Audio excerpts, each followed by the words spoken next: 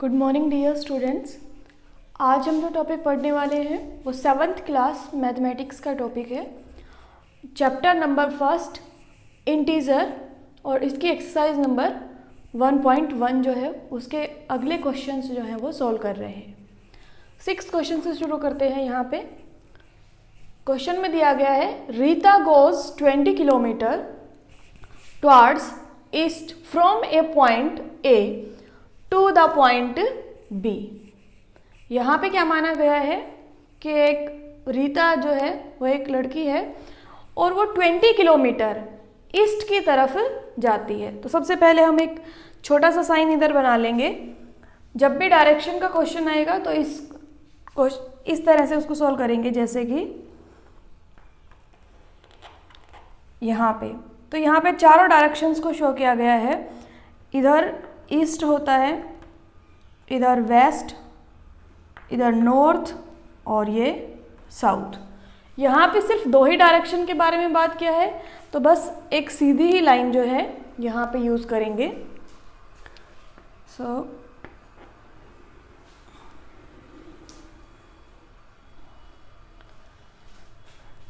ये इस तरफ ईस्ट है और इस तरफ वेस्ट है।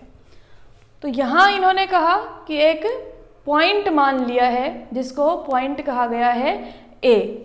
तो हम इसके बिल्कुल सेंटर में एक पॉइंट मान लेते हैं यहाँ पे, जिसको हम कह देंगे कि दिस इज पॉइंट ए। और यहाँ पे क्योंकि ये ईस्ट की तरफ गई है तो यहाँ पे जो पॉइंट मानेंगे वो मानेंगे बी पॉइंट। अगर ये वेस्ट की तरफ जाती तो ये बी पॉइंट इस तरफ आ जाता। So from B C moves. अब यहाँ देखिए क्या कहा कि Rita goes 20 kilometre toward east और ये पॉइंट ए टू बी गई है। तो ये जो इन्होंने इस ए से और इस बी की जो लेंथ बताई है वो कितनी बताई है? 20 किलोमीटर। अब आगे क्या स्टेटमेंट दिए? From B C moves 30 kilometre. अब बी से ये 30 किलोमीटर चली है, 30 किलोमीटर चली है, लेकिन टुवर्ड्स वेस्ट।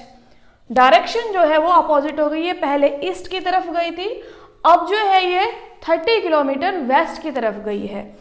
सो वेस्ट की तरफ जब जाएगी तो इस डायरेक्शन में इस तरह से मूव करेगी और 30 किलोमीटर के लिए कहा है। बी से ए तक का डिस्टेंस जो है वो 20 किलोमीटर है, तो इसका मतलब ए से भी ये आगे की तरफ जाएगी। 30 किलोमीटर ये डिस्टेंस हो गया है।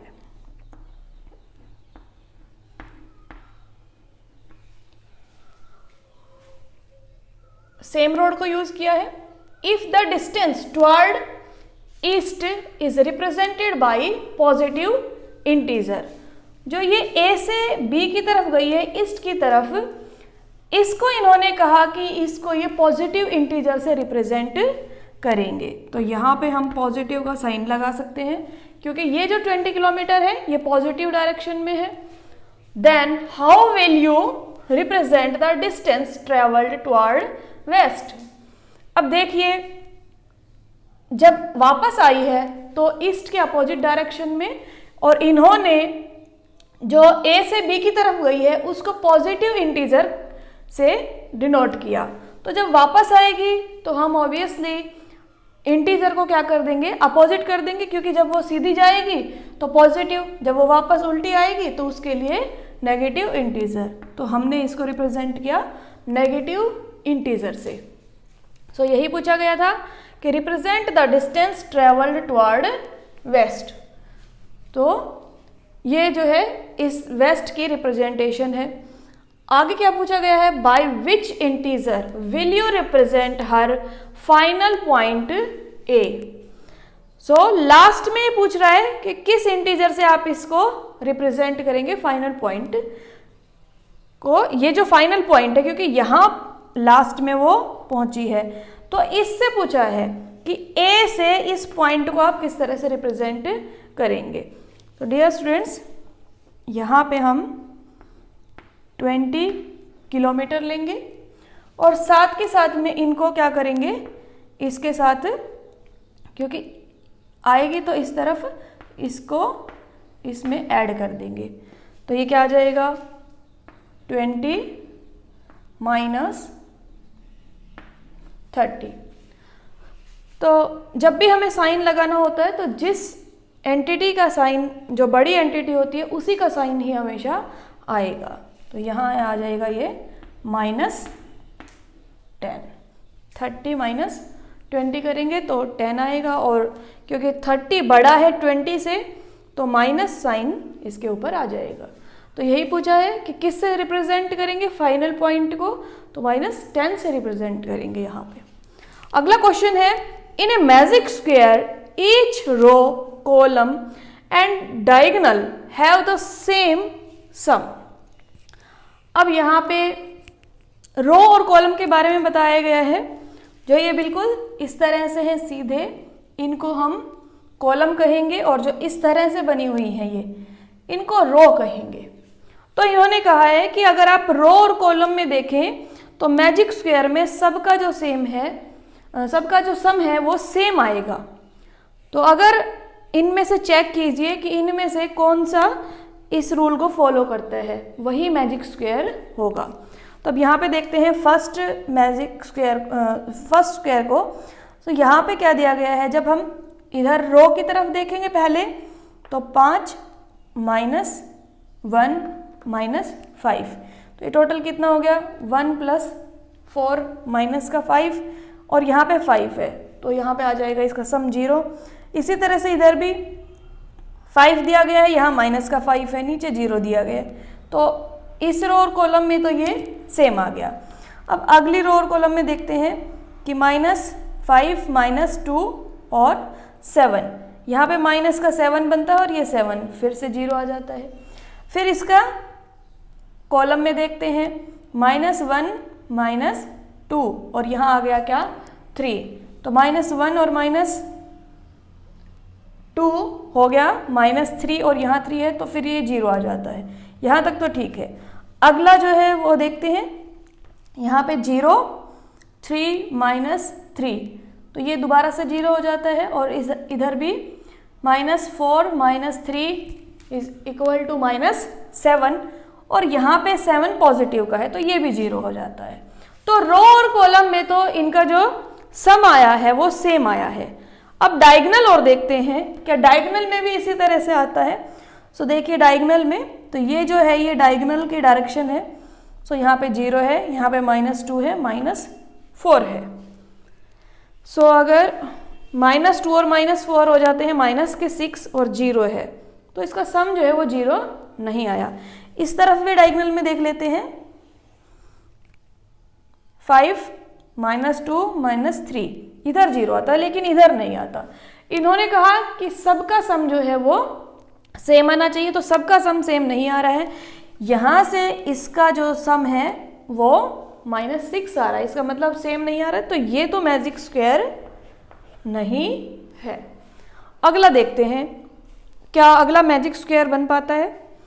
सो पहले यहाँ देखिए -10 और 1, सो यहाँ पे आ गया माइनस का 9, क्योंकि आगे 0 है तो माइनस का 9 आ जाता है।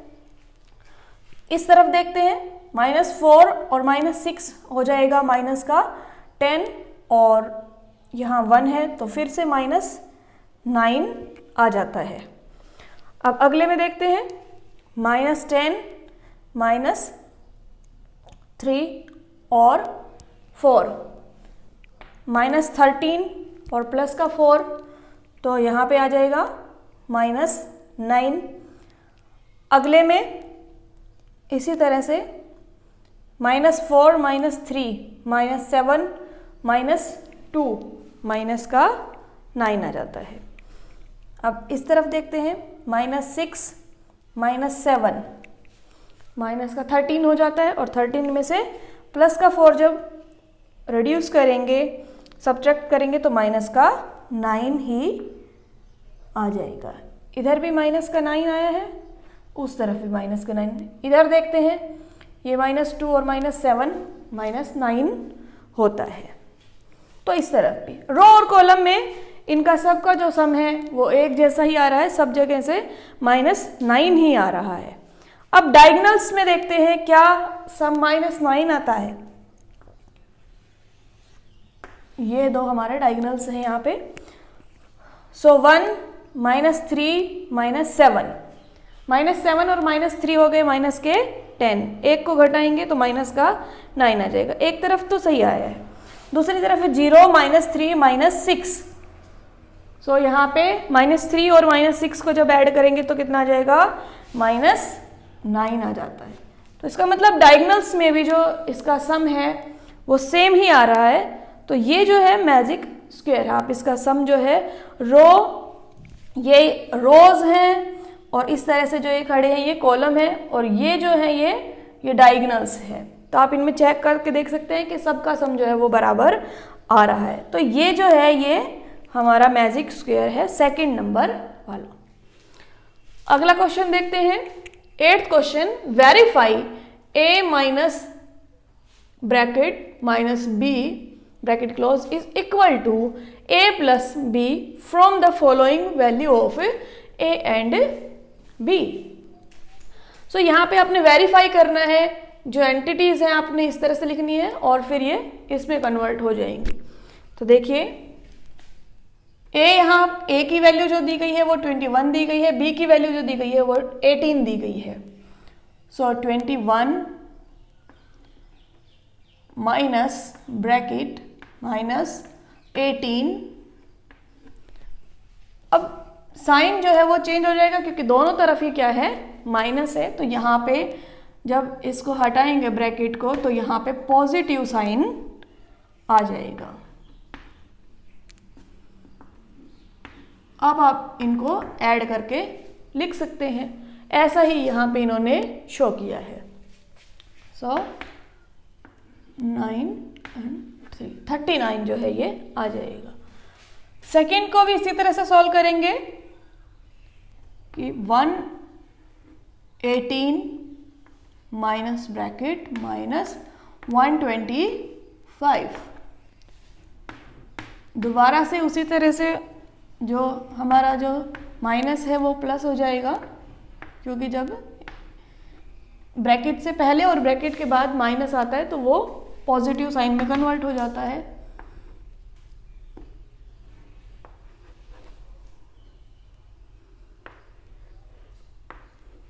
ये इनका सम आ जाएगा।